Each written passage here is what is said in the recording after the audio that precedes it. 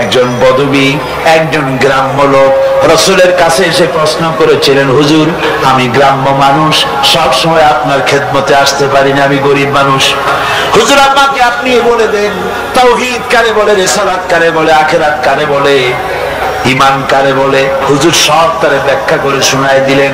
লোকটা যাওয়ার সময় বললেন, ইয়া রাসূলুল্লাহ, আল্লাহর নামে কসম করে বলি, ঈমান, রিসালাত, আখিরাত, ইহসান, তাওহীদ ইত্যাদির যে ব্যাখ্যা আপনি দান করলেন, এক থেকে আমি এক চুলো বাড়াবো না, এক চুলো আমি কমাবো না।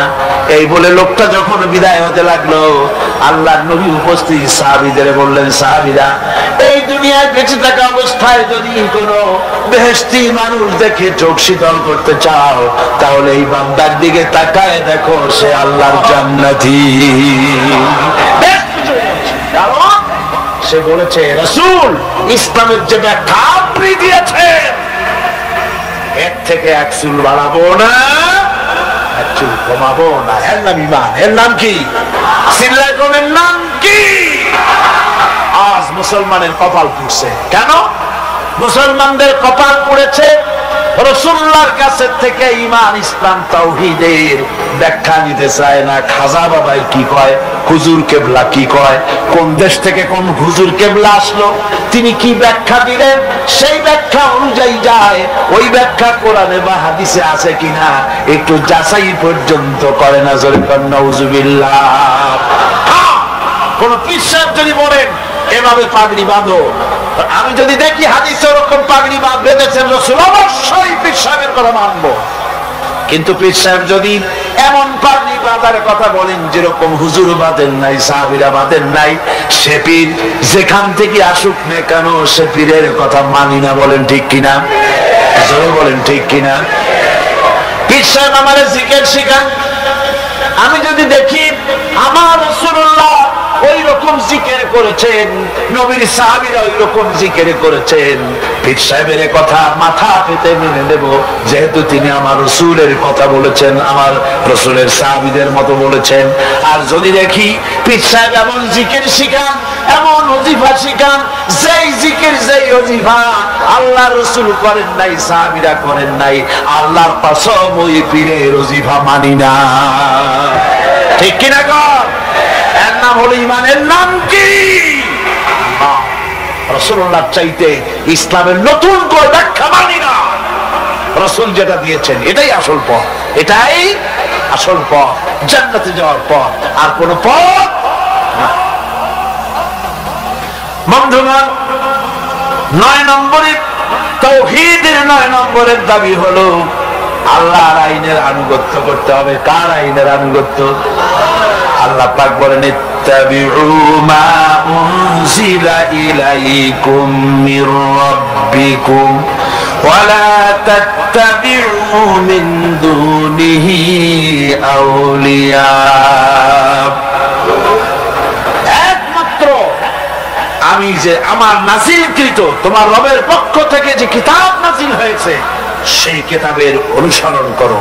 ওয়ালা তাত্তাবিউ মিন দুনিহি আউলিয়া, আর তিনি ছাড়া অন্যরা যা কিছু দিয়েছে তার অনুসরণ করো না, মেনো না। আল্লাহর কিতাব, এই কোরআনে যা আছে এটাই মানো। এই কোরআনের বাইরে যা আছে সেটাকে আইন হিসাবে মেনো না। এটা আইনের কিতাব। এটা কিসের কিতাব? যারা বলেন কিসের কিতাব? আইনের কিতাব। সব কথা আল্লাহ কোরআনের মধ্যে বলে দিয়েছেন, আছে না সব? আপনার কি চাই বলে, যেটা কোরআনে নাই? কোনটা বলবো? এই কোরআনের ভিতরে দর্শন আছে, ফিলসফি আছে, বোটানি আছে, জুলজি আছে, পলিটিক্যাল সায়েন্স আছে, মেডিকেল সায়েন্স আছে। এর ভিতরে আপনার খতত্ব আছে, ভূতত্ব আছে, নৃতত্ব আছে, এর মধ্যে সব আছে। মেয়ে লোকের কথা আছে, প্রতিবেশীর কথা আছে, মা বাপের কথা আছে, শ্রমিকের কথা আছে, সাদা কালো মানুষের কথা আছে। এক কথায় মানুষের জীবনে যা দরকার সব কোরআনে আছে। জোরে কোন সুবহানাল্লাহ। আছে কিনা? পিঁপড়া থেকে শুরু করে হাতি পর্যন্ত সব আছে। পিঁপড়ার নামে সূরাটা আছে না? নাম কি? নাম। আর হাতির নামে সূরা আছে, নাম কি? ফিল। বরং পিঁপড়ার সূরাটাই বড়। আবার লোহার নামে সূরা আছে, মাকড়সার নামে সূরা আছে, মধুমক্ষিকার নামে সূরা আছে। এই পৃথিবীর অর্ধেক জনশক্তি নারী, সে মেয়ে লোকের ব্যাপারে সূরা আছে, আছে কিনা কোন? এসব কথা আমি আগামীকাল বলবো ইনশাআল্লাহ। আল্লাহ পাক বলেন তিবিয়ানান লিকুল্লি শাই, খুলে খুলে সব কথা কোরআন শরীফের মধ্যে আমি বলে দিয়েছি। সুতরাং মানব রচিত সব মতবাদ ছেড়ে দিয়ে মানব রচিত সব মতবাদ দুপায়ে তোলে আসতে হবে কোরআনের ছায়াতলে। কোথায় আসতে হবে? কোরআনের ছায়াতলে আসতে হবে। সব ভুলে যেতে হবে, সবকিছু অন্ধকার, আর ইসলাম হলো নূর। এই পৃথিবীতে আপনারাই আমাকে বলেন, সমাজতন্ত্র আল্লাহর তৈরি না মানুষের তৈরি? পুঁজিবাদ আল্লাহর তৈরি না মানুষের তৈরি? ধর্ম নিরপেক্ষতাবাদ আল্লাহর তৈরি না মানুষের তৈরি? কমিউনিজম আল্লাহর তৈরি না মানুষের তৈরি? জাতীয়তাবাদ আল্লাহর তৈরি না মানুষের তৈরি? আর ইসলাম কার তৈরি বলেন? এ কোরআন কার তৈরি বলেন? এই কোরআন শরীফের ভিতরে আল্লাহ রাব্বুল আলামিন গ্যারান্টি দিতেছেন, ফামান তাবিআ হুদায়া ফালা খাউফুন আলাইহিম ওয়ালা হুম ইয়াহজানুন। এই কোরআন যারা মেনে চলবে তাদের জন্য কোনো ভয় নাই, তাদের জন্য কোনো চিন্তা নাই। আল্লাহ খাউফুন আলাইহিম, ভয় নাই, চিন্তা নাই। কিসের ভয় নাই, কিসের চিন্তা নাই? কোরআনের আইন যে দেশ মানবে, কোরআনের আইন যে দেশ, যে রাষ্ট্র, যেই জনগণ মানবে, তাদের জন্য খাওয়া পড়া, শিক্ষা, চিকিৎসা, বাসস্থানের চিন্তা থাকবে না। আর হত্যা, দর্শন, হাইজাক, লুট ইত্যাদির কোনো ভয়ও থাকবে না। দুনিয়ায় শান্তি পাবে, কিয়ামতের দিন জাহান্নাম থেকে আল্লাহ মুক্তি দিয়া দিবেন। জোরে বলেন সুবহানাল্লাহ। সুতরাং এই কোরআনের দিকে আসতে হবে, কোরআনের দিকে আমাদেরকে এগিয়ে আসতে হবে। আল্লাহর গ্যারান্টি, খাওয়া পড়া, শিক্ষা, চিকিৎসা, বাসস্থানের গ্যারান্টি কে দিয়েছে? কোরআন দিয়েছে। কে দিয়েছে? সলিমুদ্দিন এসে মঞ্চে দাঁড়ায় গেছে। একজন উনি দাঁড়াবার আগে একজন এসে বললো, ভাইয়ের আমার, বোনের আমার, এতক্ষণ ধরে যার বক্তব্য শোনার জন্য প্রচন্ড রৌদ্রের ভেতরে প্রতীক্ষায় ছিলেন, ইনি সেই গরিবের বন্ধু, শ্রমিকের শত্রু নাকি জানি, জনগণের কলিজার টুকরা, কৃষকের নয়নের মণি, সাধারণ মানুষের ঘিলুর চামড়া, অমুক চারাগালি সাহেব। উনি এবার বক্তব্য রাখবেন। উনি বললেন, এবার আমি দাঁড়াইছি, আমারে ভোট দেন। সালাম কত তখন, মাশাআল্লাহ, ধর্মের কথা। ওরা আমাদের বলে আমরা নাকি ধর্মের নামে রাজনীতি করি, ধর্ম নিয়ে নাকি আমরা ব্যবসা করি। নাউযুবিল্লাহ। ধর্ম ব্যবসা তোরা, ধর্ম ব্যবসায়ী কারা? ওরাই। মৌসুম আসতে পরে সারা বছরে সালাম দেয় না, নির্বাচন যখন আসে খায় সালাম। সালাম দিতে দিতে আসসালামু আলাইকুম, এই এত সময় বলবে কতক্ষণ? খালি কয় চালকুম চালকুম, তাড়াতাড়ি হয়ে যায়। দ্রুত সালামের ব্যবস্থা। তারপরে বাড়ি বাড়ি গিয়ে হাজির, সালামের দেখেন গরজ কত। বরিশালে শুনে আসলাম একজন ক্যান্ডিডেট নাকি এরকম গত নির্বাচনে সালাম দিতে দিতে একেবারে শেষ।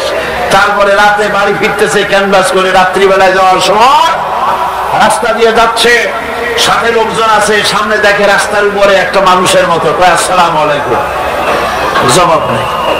আরে ভাই, জবাব না দেন, ভোট না দেন, সালামের জবাবটা তো দিবেন, তাও কথা কয়। তারপর আচ্ছা ঠিক আছে একটু মুসাফা করি, হাত দিয়েছে, তা হাতও বাড়াই, ব্যাপারটা সালাম দেই, সালামদের জবাব দেয় না, হাত বাড়াইলাম, মুসাফা করে না। কি কাছে যায় দেখে যে মানুষ না, মরা কাজুর গাছ। এই গরজ হয় তখন। বাড়ি বাড়ি যায়, মানুষের দরদে অস্থির, লক্ষ লক্ষ টাকা খরচ করে নির্বাচনে, জনগণের মহব্বতে। তার মানে হলো নির্বাচন হচ্ছে একটা ইলেকশনে জিতে যাওয়া, এটা হলো বড় রকমের একটা কৃষি ক্ষেত। এখানে 10 লাখ জমা করতে পারলে, মন্ত্রী হইতে পারলে 20 কোটি টাকা ইনকাম করার পথ হয়ে যায়। বিরাট বিরাট বড় লোক হয়ে যায়, তখন আর গরিবের কথা মনে থাকে না। মাশাআল্লাহ, করতাম, এইরকম মোটা হয়, ফিরতে পারে না, সশরীরে ফেরা ছাড়া খালি মাথা ফিরাইতে পারে না, গাজী রকেটের মতো। তারপরে পেট মাশাআল্লাহ এরকম, উকুন মারা যায় পেটের উপরে। কোন হলে যদি ঢোকে, হলের মধ্যে যারা থাকে তারা কয় যে শুধু তো পেট দেখি, নেতা কই? কই নেতা তো পিছনে। জনগণের মাল খাইয়া তারপরে এইভাবে হারাম খেয়ে শরীরকে পরিপুষ্ট করে, মানুষকে ধোঁকা দেয়, আর মানুষগুলো ধোঁকায় পড়ে যায়। এবারে শেষ নম্বর, এবারে সর্বশেষ নম্বর, তাওহীদের 10 নম্বর দাবি হলো, তাওহীদের 10 নম্বরের দাবি হচ্ছে আল্লাহ পাকের নির্ভেজাল খাঁটি বান্দায় পরিণত হতে হবে। এটা হলো ঈমানের দাবি, তাওহীদের দাবি। মুমিনের কাছে যারা ঈমান এনেছে বলে দাবি করেছে, আল্লাহর মানি বলে যারা দাবি করেছে, তাদের জন্য 10 নম্বরের তাওহীদের দাবি হতেছে নির্ভেজাল খাঁটি মুসলমান হতে হবে। কি মুসলমান? খাঁটি মুসলমান, নির্ভেজাল, যার ভিতরে শিরক এবং বিদআত থাকবে না। ভয় করবে কেবলমাত্র আল্লাহকে, নামাজ পড়বে 5 ওয়াক্ত, সুদ খাবে না, ঘুষ খাবে না, জিনা করবে না, জমিনের আইল ঠেলবে না, আর বাঁচবে তো বাঁচবে আল্লাহর জন্য, মরবে তো মরবে। আল্লাহ রাব্বুল আলামিন শিখায় দিচ্ছেন এরকম খাঁটি বান্দা হওয়ার জন্য বলো, কুল ইন্না সালাতি ওয়া নুসুকি ওয়া মাহইয়ায়া ওয়া মামাতি লিল্লাহি রাব্বিল আলামিন। পড়েন সবাই, ইন্না সালাতি ওয়া নুসুকি ওয়া মাহইয়ায়া ওয়া মামাতি লিল্লাহি রাব্বিল আলামিন। নিশ্চয় আমার নামাজ, আমার কুরবানি, আমার হায়াত, আমার মওত সবকিছু ওই আল্লাহর জন্য, যিনি তামাম জাহানের পালনেওয়ালা রব। এই পৃথিবীর ইসলাম বিরোধী শক্তির মোকাবেলা করার জন্য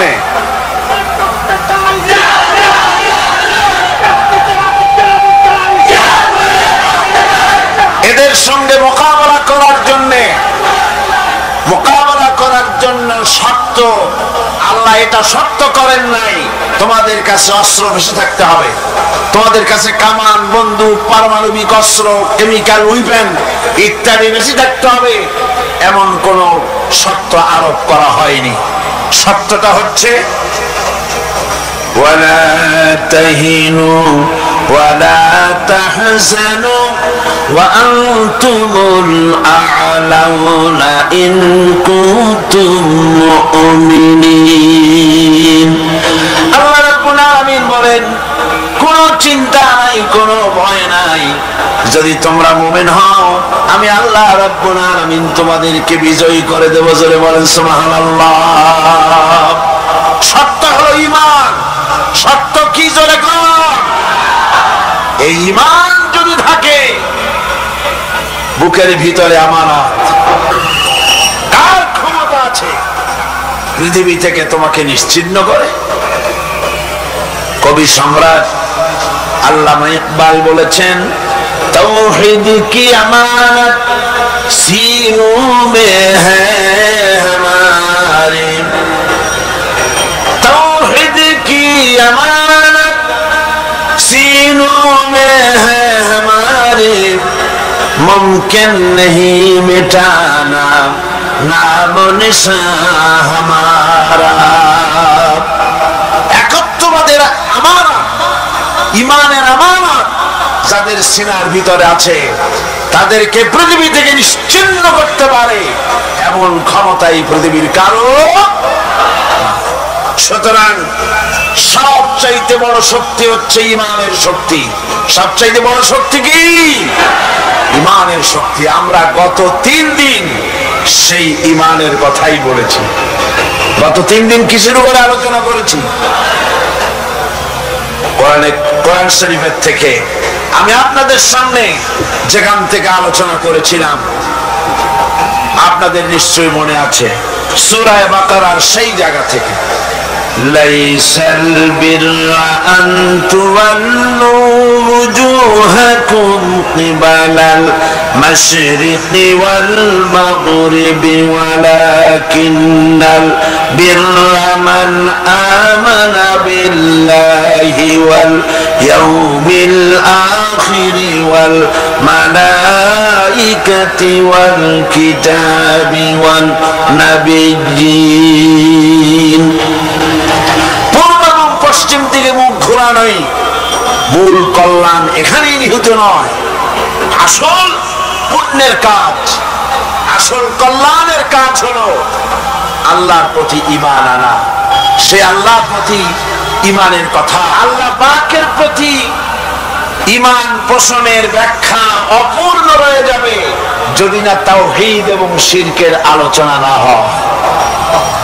আলহামদুলিল্লাহ, উনি বলেছেন আমি এই সাথে কিছু জোড়া তালা দিয়ে দেখি আরো কিছু কথা বলা যায় নাকি, চেষ্টা চালাবো। আমা তৌফিকি ইল্লা বিল্লাহ, সুবহানাকা লা ইলমা লানা ইল্লা মা আল্লামতানা। উনি যে বিষয়ের উপর আলোচনা করেছিলেন এটাই মূল বিষয়, এটাই আসল বিষয়। এই বিষয় জাতির মুক্তি, স্বস্তি, শান্তি, স্থিতিশীলতা, স্বাধীনতার গ্যারান্টি, দুনিয়ায় বেঁচে থাকার দলিল, কিয়ামতে জাহান্নাম থেকে বেঁচে যাওয়ার জন্য এর চাইতে বড় বিষয় আর কিছুই হতে পারে না। তাওহীদ এবং শিরক এই দুটো জিনিসকে বুঝতে হবে, তাওহীদের পক্ষে আসতে হবে, আর জীবনের বিনিময় শিরককে বর্জন করতে হবে। মানুষের গোটা শরীরে তার হৃৎপিণ্ডের পজিশন যেরকম, ঠিক অনুরূপ ভাবে আল্লাহ পাকের সিফাতের ভিতরে তাওহীদের পজিশনটা ওরকমই। শরীরের ভিতরে হৃৎপিণ্ড যদি সুস্থ থাকে তাহলে তামাম শরীরটা যেমন সুস্থ থাকে, ঠিক তেমনি ভাবে ঈমানি জিন্দেগি যাপনের সকল সঠিকতা নির্ভর করে আপনার তাওহীদের আকীদার উপরে। তাওহীদ ভিত্তিক আকীদা যদি তৈরি হয়ে যায় আর কোনো অসুবিধা নেই, আর কোনো অসুবিধা নেই। মহিলারা আমাদের পাশে বসা পর্দার মধ্যে, সামনে যারা আছে এর মধ্যে মেয়ে লোক না পুরুষ? পুরুষ, তাও বলতে পারলেন না। পাশের বাড়িতে নাকি ডাকাত পড়ছিল, বউ উঠে বলছে তুমি এখনো ঘুমায়া? কর্ম কি? পাশের বাড়ি তো ডাকাত পড়ছে। তাড়াতাড়ি করে মাথায় গামছা বাঁধা দরজা খুলে দৌড় দেওয়ার জন্য প্রস্তুতি নিয়েছে। মহিলা জিজ্ঞেস করছে তুমি দৌড়াও কেন আমার একারে ভাড়াইয়া? কয় যে পুরুষ ডেকে নিয়ে আসে। তুমি পুরুষ না? তা তো মনে ছিল না, তুমি না স্মরণ করাই দিবা। এখন আপনারা যে পুরুষ সে কথাও বলতে যদি না পারেন, আমার সামনে বসা কারা? জবাব দেবেন পুরুষের মতো, ইমানদারের মতো, মুসলমানের মতো। গোটা সৃষ্টি জগৎকে রিজেক্ট দেন তিনি, প্রতিপালন সৃষ্টি করেন তিনি, প্রতিপালন করেন তিনি। তার নাম হচ্ছে রব। আল্লাহর নাম কি? জোরে বলেন নাম কি? এই জন্য কোরআনে কারীমের ভিতরে আমরা আল্লাহ রাব্বুল আলামিনের সূরা ফাতিহার ভিতরে শুরুতেই আমরা বলি আলহামদুলিল্লাহি রাব্বিল আলামিন। সবাই পড়েন আলহামদুলিল্লাহি রাব্বিল আলামিন। রব্বুল আলামিন কিন্তু রব্বিল মুসলিমিন নন শুধু। আলহামদুলিল্লাহি রাব্বিল মুসলিমিন শুধু নন, আলহামদুলিল্লাহি রাব্বিল আউলিয়া ওয়াল মুত্তাকিন নন শুধু, আলহামদুলিল্লাহি রাব্বিল মুরসালিন নন শুধু, আলহামদুলিল্লাহি রাব্বিল আলামিন। তিনি সকলের রব। মানুষের, প্রাণী জগতের সকলের প্রয়োজন তিনি পূরণ করেন। তিনি হচ্ছেন আল্লাহ, গোটা সৃষ্টি তার, নিয়ন্ত্রণ করেন তিনি। তিনি ছাড়া আর কোন প্রতিপালক নাই। তিনি নবী পাঠায় দিয়ে গোটা পৃথিবীর মানুষকে দীক্ষা দিয়েছেন, হেদায়েত দিয়েছেন। এমন নয় মানুষ সৃষ্টি করেছেন আর দোজক বানাই থুইছে, মরো দোজকে যাওয়ার সোজাসুজি কোনো পথ দেখান নাই, এরকম না। আল্লাহ পাক মানুষ সৃষ্টি করেছেন, আবার পথ দেখিয়েছেন, পথ দেখাবার জন্য নবীদের পাঠিয়েছেন। এরপরে ইহকাল এবং পরকালে শাস্তি এবং শান্তি, মুক্তি কোন পথে তার শিক্ষা তিনি প্রদান করেছেন। এরপরে আল্লাহ রাব্বুল আলামিনের এই তাওহীদকে, এই উলুহিয়তকে, এই রুবুবিয়তকে বোঝাবার জন্য অসংখ্য পয়গম্বর আল্লাহ পাক পৃথিবীতে পাঠিয়েছেন। সে নবীদের সংখ্যা কত আমরা জানি না। কোরআন শরীফে মোট 25 জন নবীর নাম এসেছে। বাকি নবী রাসূল যারা আছেন সকলের প্রতি আমরা ঈমান আনি। লা নুফাররিকু বাইনা আহাদিন মির রাসূলি, আমরা নবীদের মধ্যে কোনো পার্থক্য সূচিত করি না, সকলের প্রতি আমরা ঈমান আনি। এখন এই যে নবীরা পৃথিবীতে আসলেন, সমস্ত নবীদের দাওয়াত ছিল তাওহীদের দাওয়াত। দাওয়াত ছিল কয় রকম? চিল্লা এখন, নবীদের দাওয়াত ছিল কয় রকম? এক রকম। বিজ্ঞানীদের কথার সাথে কারো কথার মিল হয়নি। একজন বিজ্ঞানী বলেছেন মানুষ পেট সর্বস্ব, আর একজন বলেছে সেক্স সর্বস্ব, আর একজন বলেছে মানুষ মানুষ হলো বান্দরের গোষ্ঠী। কারো সাথে কারো কথার মিল হয়নি। কিন্তু নবীদের কথা গরমিল হয়েছে কখনো? একজন নবী বলেছেন আল্লাহ এক, আর একজন বলেছেন না বেশি হতে পারে। একজন বলেছেন পরকাল আছে, আর একজন বলেছেন ওটা একটা বাজে কথা। একজন বলেছেন মৃত্যু হবে, আর একজন বলেন এতে সন্দেহ আছে। এই রকমের কোন কথার মধ্যে নবীদের কথায় বৈপরীত্য ঘটেছে? জোরে বলেন ঘটেছে? ঘটে নাই। কারণ নবীদের কাছে কথা এসেছে একটা অফিস থেকে। কয়টা অফিস থেকে? সমস্ত নবীরা আম্বিয়া আলাইহিমুস সালাম সকলেই এক দাওয়াত দিয়েছেন। সকলের দাওয়াত ছিল তাওহীদের। একই দাওয়াত, লা ইলাহা ইল্লাল্লাহ। জোরে পড়েন, লা ইলাহা ইল্লাল্লাহ, লা ইলাহা।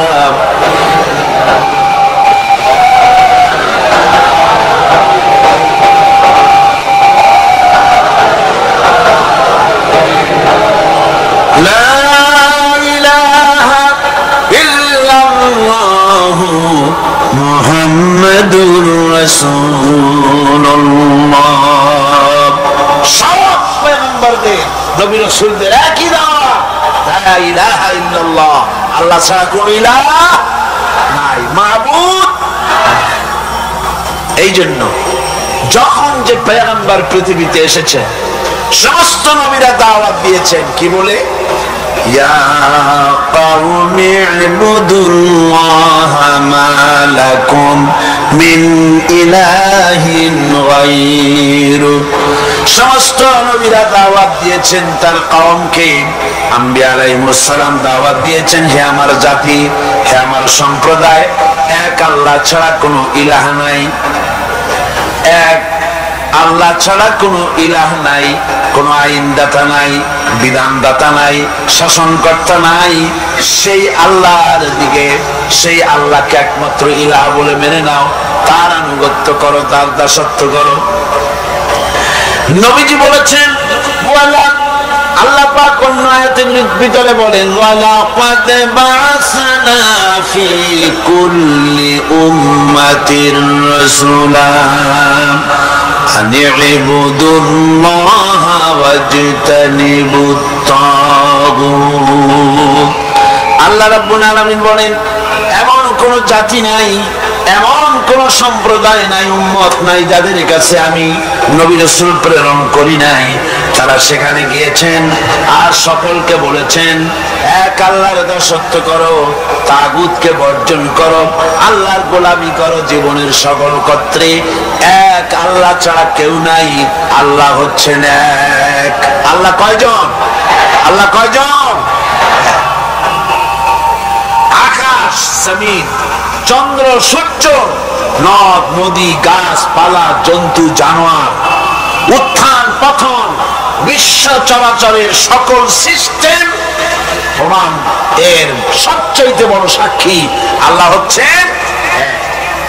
কোরআনের কারিমে রব্বুল আলামিন বলেন, লাউ কানা ফীহিমা আলিহাতুন ইল্লাল্লাহু লাফাসাদাতা ফাসুবহানাল্লাহি রাব্বিল আরশি আম্মা ইয়াসিফুন।